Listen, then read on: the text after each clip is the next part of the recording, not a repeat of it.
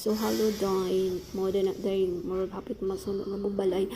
Pero okay naman siya. Mo lang dugay kay siya magkuan, dugay kay siya mapalong. Sabi mo na ko kay di kay siya mapalong. Butangan ako bleach man ako nakita kay wala mo kita ka ng bottle na may tubig.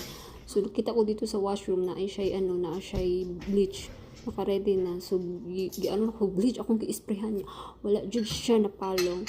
So mauto muna nagkatag-katag na ang iyang anong tawag anak gani ang iyang bote ambot nga nalupok siya day. Tapos mo to ako na po siyang gitry og paypay kung mapalong yun siya gisimot pa na ako nagipaypay na ko na siya day niya di siya po siya mapalong.